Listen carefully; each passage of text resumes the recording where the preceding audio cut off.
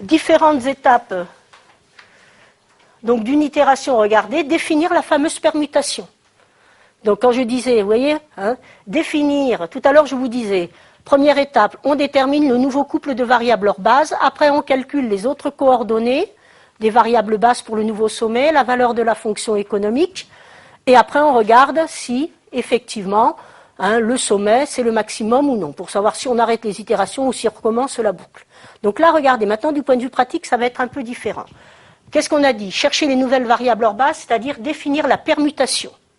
Et cette permutation, regardez, on sélectionnera d'abord ce qu'on appellera la variable qui va rentrer dans la base, d'accord?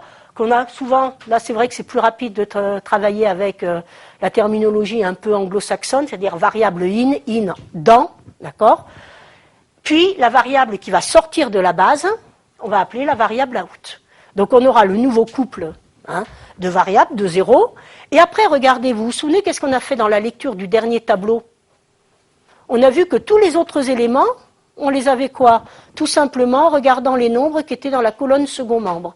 Donc l'idée, pour avoir les coordonnées, les 4 autres coordonnées des nouvelles variables bases du sommet considéré, plus la valeur de sa fonction économique, eh bien qu'est-ce qu'il faut? On va construire un tableau qui sera associé au nouveau sommet, avec une allure totalement identique à celle du premier tableau, pour pouvoir lire directement dans la colonne second membre les nouvelles coordonnées.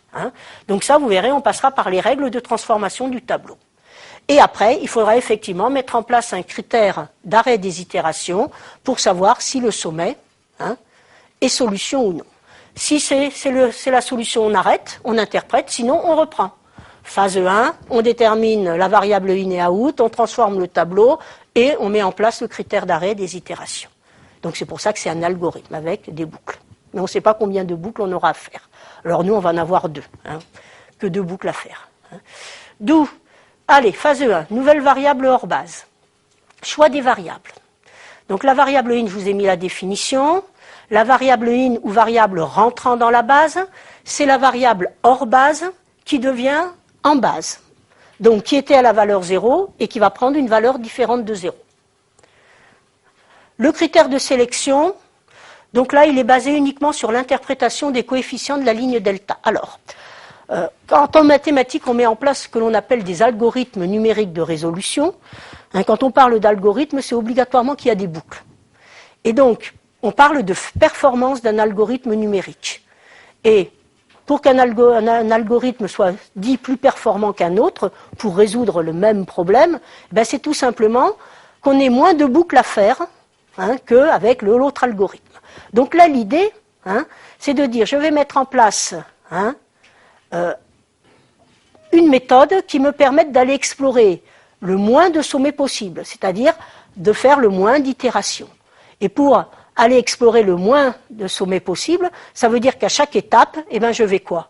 Je vais augmenter, le but c'est quoi? C'est de maximiser la fonction économique. N'oubliez pas, on démarre du sommet x égale 0, y égale 0, donc la fonction économique à 0. Et à chaque étape, on va augmenter la valeur de la fonction économique. Et donc le critère de choix de cette variable in, ça va être effectivement choisir lequel des 2 points, des 2 sommets, donc là sur notre graphique, si vous vous souvenez, il y avait le sommet E ou le sommet A, qui va nous permettre d'augmenter le plus rapidement possible la fonction économique. Alors, ça, regardez l'idée, c'est l'interprétation. Donc la fonction économique, vous vous souvenez sur mon tableau, c'est la ligne delta. Donc là, je suis mon tableau initial. Donc là, il n'y a plus l'erreur, là, c'est bon.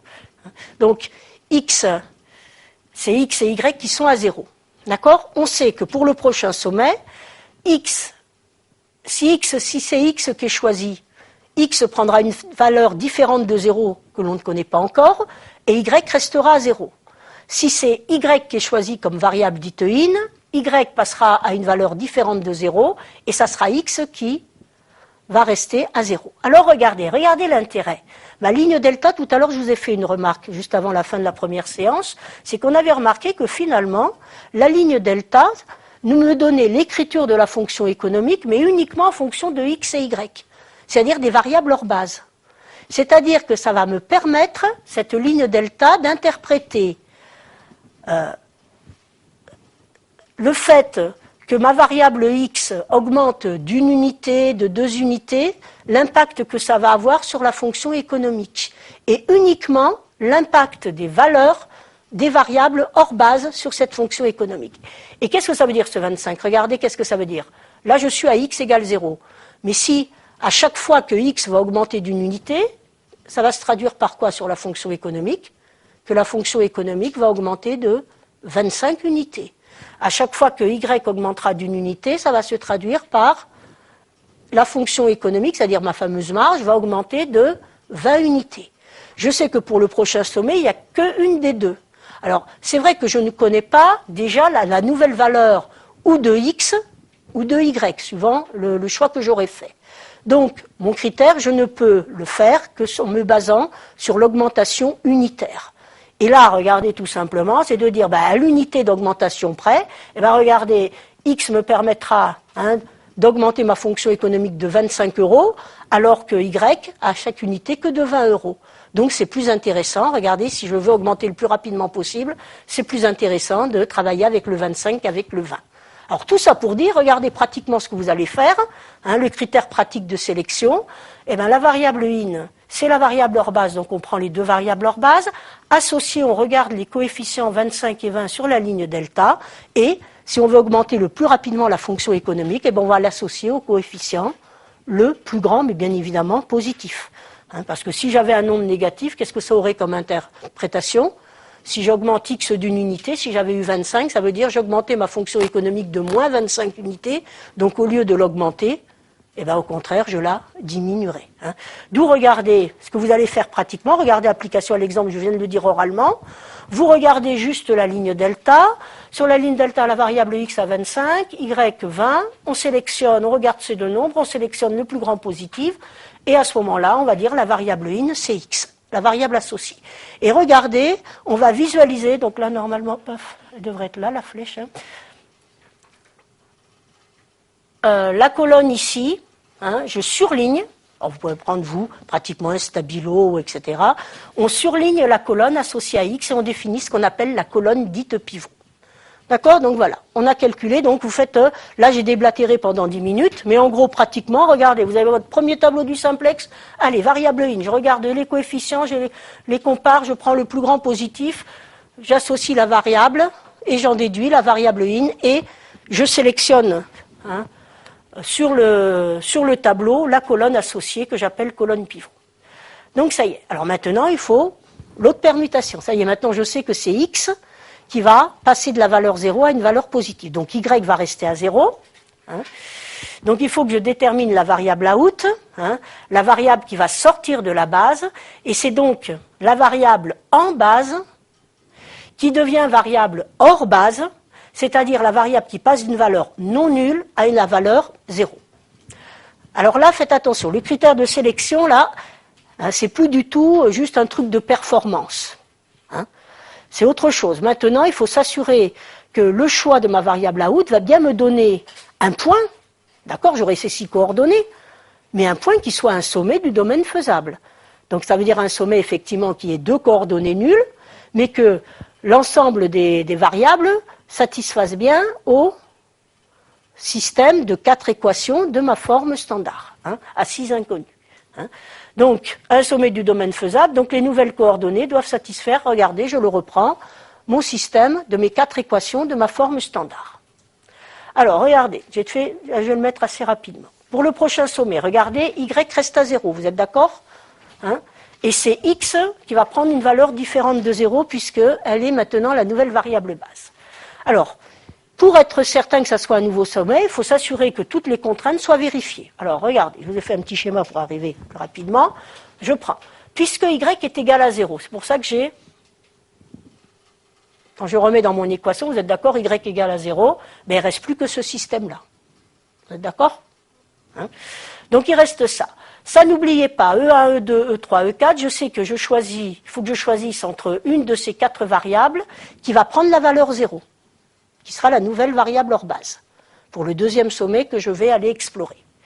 Et donc, comme toutes mes variables d'écart sont à valeur positive ou nulle, je sais maintenant que x, qui était à la valeur 0, puisqu'elle a été choisie comme variable in, va devenir une variable base, donc va prendre une valeur différente de 0, dont je ne connais pas encore la valeur.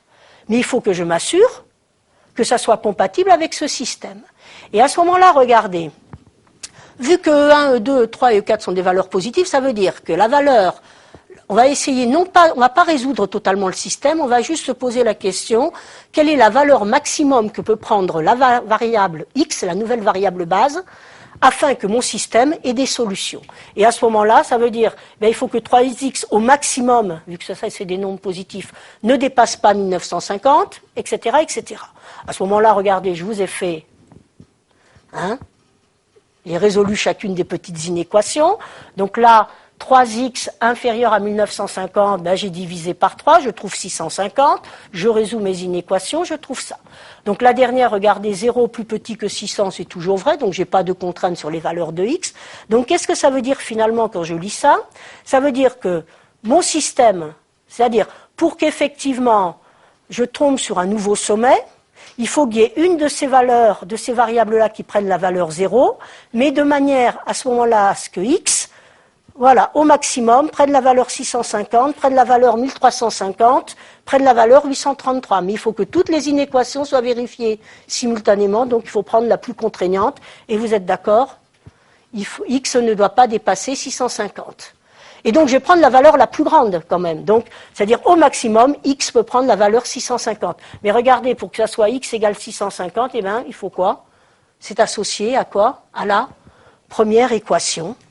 Donc regardez, c'est ce que je vous mets. Pour que ces équations du système soient satisfaites, il faut que x ne dépasse pas 650. Cette valeur limite est associée à l'équation 3x plus y plus E1 égale 1950. Et donc on va prendre la valeur la plus grande, donc y est égal à 0. Et regardez, voilà. Il faut que E1 donc, soit égal à 0. Ça, c'est la valeur limite. Alors, bien évidemment, on ne va pas maintenant, toujours pareil, on va arriver aux petites règles de cuisine. C'est-à-dire qu'on va faire des observations. On ne va pas à chaque fois refaire tout ça. Alors, parce que je ne vais plus l'avoir.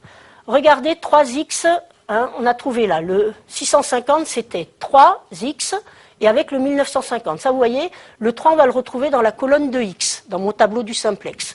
Et le 1950, c'est le nombre qui est dans la colonne second membre. Pareil, là, le 1,5, vous voyez, après j'ai fait quoi? 2025 divisé par 1,5. D'accord? Donc le 1,5, il est dans la colonne des x de mon tableau, et le 2025, dans la colonne second membre. Alors regardez tout ça, vous allez le voir plus facilement, la remarque, voilà. Regardez mon tableau. Vous vous souvenez, on a pris x variable in, j'ai sélectionné la colonne là, que j'ai grisée en bleu, c'est la fameuse colonne pivot, et regardez, ce que j'ai trouvé, le 650, ça vient du résultat de mon rapport entre 1950 ici, dans la colonne second membre, et le 3. Donc j'ai fait 1950 divisé par 3, c'est ça qui m'avait donné le 650. Après, j'avais fait 2025 divisé par le 1,5, etc. Et donc tout simplement, qu'est-ce qu'on a dit? On a pris quoi? E1, parce que ça correspondait au rapport le plus petit positif. Donc regardez ce qu'on va faire, nous, pratiquement. Le critère pratique, c'est pour chacune des variables bases, donc que l'on a là, on calcule le petit rapport que là j'ai noté petit r, et que vous allez calculer de la manière suivante, c'est-à-dire c'est le rapport entre le nombre que vous voyez apparaître dans la colonne second membre divisé par le nombre que vous voyez apparaître en correspondance dans la colonne pivot. Et à ce moment-là, la variable out et la variable base associées au rapport R le plus petit positif. Donc regardez, pour E1, on va former le rapport 1950 divisé par 3. Pour E2, on va former le rapport 2025 divisé par 1,5. Pour E3, on va former le rapport 795 divisé par 0,9. Et pour E4, on va former le rapport 600 divisé par 0. Alors normalement, application à l'exemple, ce que je viens de vous dire, les voilà. Alors, petite remarque, n'oubliez pas, faites pas l'erreur, 600 divisé par 0 ne sait pas diviser par 0, ne me dites pas 600 divisé par 0, ça fait 0. Au contraire, ça tend vers plus l'infini.